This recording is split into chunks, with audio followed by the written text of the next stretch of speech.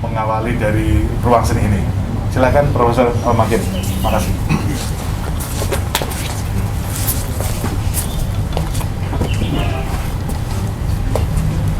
Assalamualaikum, selamat sore, berkah dalam.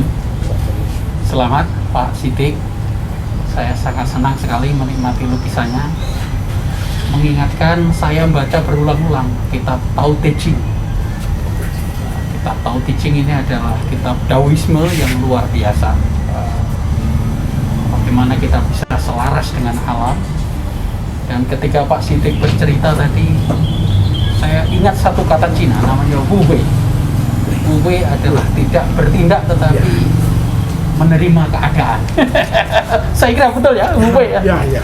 Romo Sindu, terima kasih wejangannya Pak Nasirun, Pak Ombro, Prof, Pak Dedi Montowo. Saya semuanya sudah menikmati karya, baik tulisan, lukisan maupun tariannya. Di YouTube banyak sekali. Karya ini saya kira menandakan kalau kita bisa mengingat kebudayaan yang datang dari Nusantara, yaitu kebudayaan perpaduan Cina, Melayu, dan Jawa. Konon dalam berbagai artefak, Cina mulai menempati Nusantara itu di era Sriwijaya.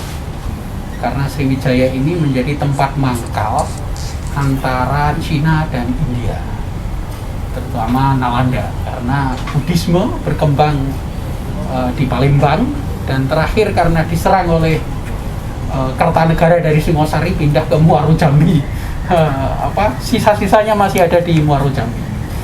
Jadi menurut saya Pak Siddiq lewat karyanya ini bukan Pak Siddiq, tetapi representasi dari sebuah pertemuan kebudayaan dan tradisi kuno yang sudah lama. Pak Siddiq adalah orang Malang ternyata, dan Malang ini tentu saja Singosari, dan Singosari kan Arok, Kertanegara ya.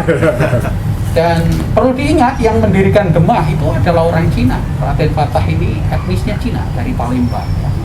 Begitu juga Sultan Trenggono, kebetulan Raden Fatah ini menikah dengan orang Jawa, maka seperti Pak Siddiq, orang Cina menikah dengan bangsawan Mataram baru, bukan Mataram kuno kita. Di sini dalam karya-karya beliau kita saksikan tentang alam, dan dalam kitab Tao Te Ching ini banyak sekali mengungkap keseimbangan antara negatif positif, antara perempuan laki-laki, siang dan malam, panas dan dingin, yang disebut yin dan yang.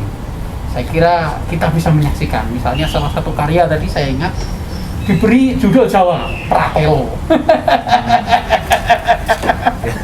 Pratelo ini kata lama, saya belajar itu waktu SMP. Apa maknanya Pratelo? Pratelo itu kalau di bahasa Inggris kan mungkin tepat, honesty, kejujuran.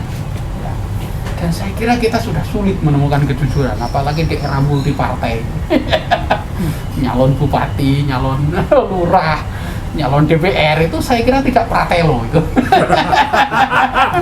Semuanya ada konsekuensinya gitu ya.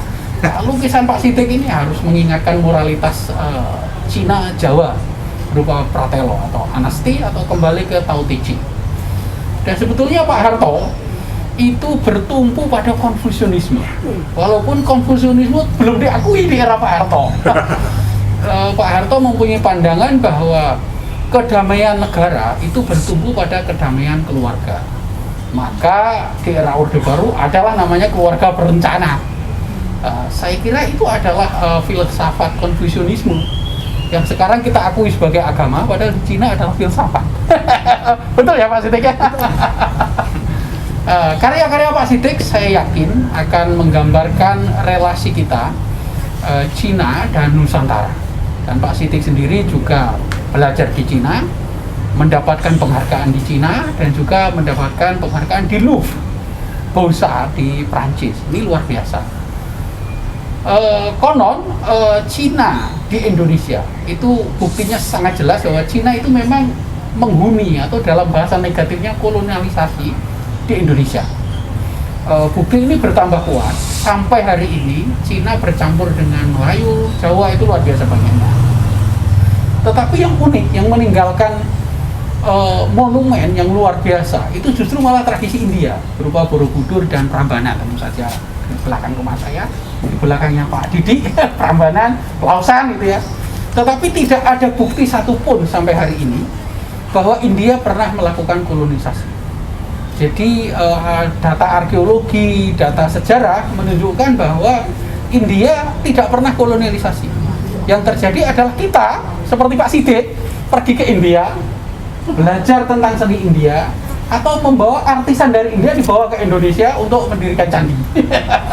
Nah, saya kira Pak Sidik juga sama. Orang Malang pergi ke Jogja, pergi ke Cina, pulang membawa seni, melukis di sini. Nah, jadi ini luar biasa, sebuah Pak Sidik tidak hanya representasi dari Pak Sidik pribadi, begitu kata para filosof seperti Roland Barthes, seperti para filosof Prancis, dan Pak Sidik mendapatkan penghargaan ya. Para penulis, para pelukis adalah representasi dari komunitasnya, dan Pak Sidik adalah pertemuan banyak komunitas, komunitas Cina, komunitas Jawa, komunitas Melayu, ya. Dan Nusantara ini dipenuhi dengan pertemuan yang mencatat seluruh perjalanan bangsa kita, mulai dari Majapahit, Sriwijaya, kemudian Demak. Yang paling valid diakui adalah catatan Cina, mulai dari pendeta Yixing ya, Aising atau Yixing, Pak Sidik membacanya Iting ya, Iting. Kemudian Ibnu Battuta orang Arab, kemudian Tom Pires orang Eropa ya. Jadi kita sendiri tidak punya catatan. Tadi catatan itu ada di Cina, ada di Portugis, ada di Arab. Dan saya kira masa pandemi ini kita terhibur dengan lukisan yang sangat besar ya. Dan tadi saya lihat itu ada kecil, itu rumah saya mengingatkan pada Kung Fu Panda, itu ada rumah kecil di sebuah landscape yang besar ya. Dan saya kira kita sangat senang dengan karya ini, semoga ini menghibur. Saya ucapkan selamat kepada Pak Sidik.